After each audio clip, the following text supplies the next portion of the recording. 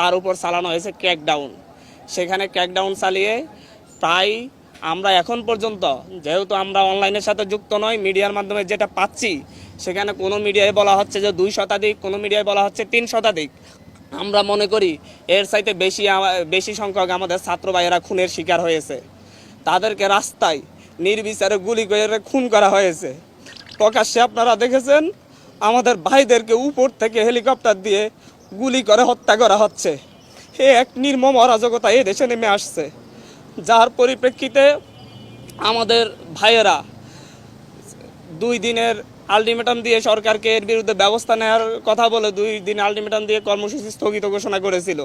কিন্তু তারপরও আজকে জগন্নাথ বিশ্ববিদ্যালয়ে গুলি হয়েছে।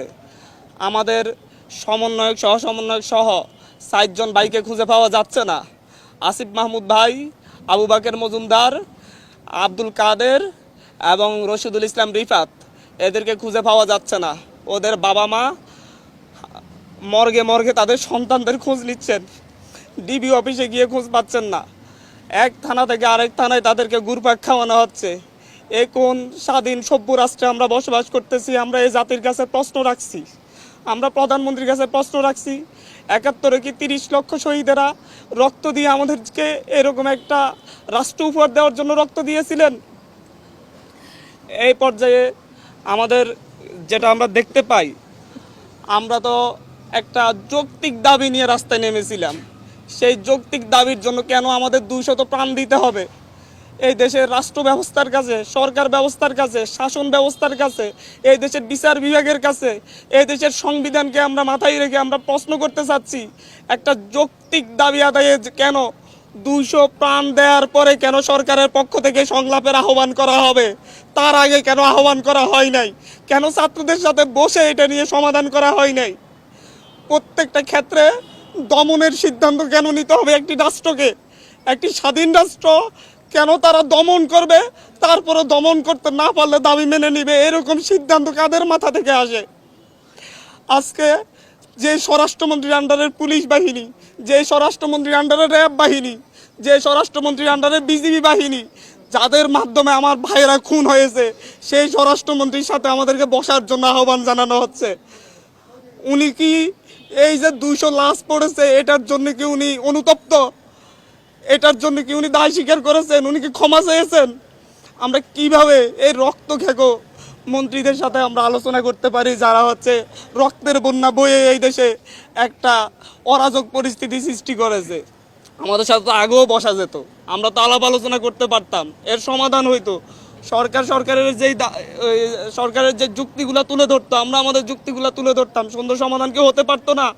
এই লাশগুলার দায় কে নিবে? আজকে এখানে আপনাদের কাছে দাঁড়িয়েছি, অবিলম্বে আমাদের ভাইদের যাদেরকে গুম করা হয়েছে, যাদের আমরা খোঁজ পাচ্ছি না, তাদের অবিলম্বে সন্ধান দিতে হবে।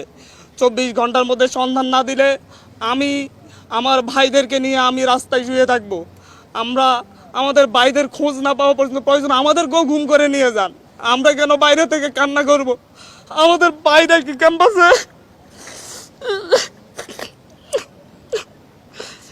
তাদের বাবা মা কি কান্না করতেছে না বাসায় বাসায়? এরকম অরাজক পরিস্থিতি তৈরি করে কেন আমাদের ভাইদেরকে খোঁজ পাওয়া যাবে না? রিফাত রশিদের ভাই, রিফাত রশিদের বাবা পথে পথে কান্না করতেছে, ঘুরতেছে। ধানমন্ডি থানায় গিয়েছে, ধানমন্ডি থানা বলতেছে আমাদের এখানে না। শাহবাগ থানায় গিয়েছে, শাহবাগ থানা বলতেছে আমাদের এখানে না। নিউ মার্কেট থানায় পাঠাচ্ছে, নিউ মার্কেট থানা বলতেছে আমাদের এখানে না। তাহলে কোথায় পাবে রিফাত রশিদকে? আমার একটা জুনিয়র ছোট ভাই, ওকে গুম করে দিতে হবে কেন আপনাদেরকে? রেসিডেন্সিয়ালের একটা 16-17 বছরের ছেলেকে গুলি করে মেরে বেড়া হয়েছে। পুলিশ বাহিনীর সাথে, র্যাবের সাথে, ডিজিএফআই এর সাথে লাঠি নিয়ে, অস্ত্র শস্ত্র নিয়ে সাদা পোশাকে ছাত্রলীগ যুবলীগ কেন হামলা করবে?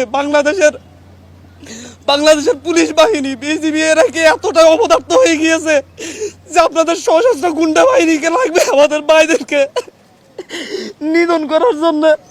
আমি আজকে সকালে পত্রিকা পড়তেছিলাম, পত্রিকায় দেখলাম যে বিভিন্ন মন্ত্রীরা, ক্ষমতাসীন দলের বিভিন্ন নেতারা হুমকি দিচ্ছেন এরপরে যদি আন্দোলন না থামে ওনারা দমন করবেন। ওনারা ছাত্র আন্দোলন দমন করার চিন্তা করেন।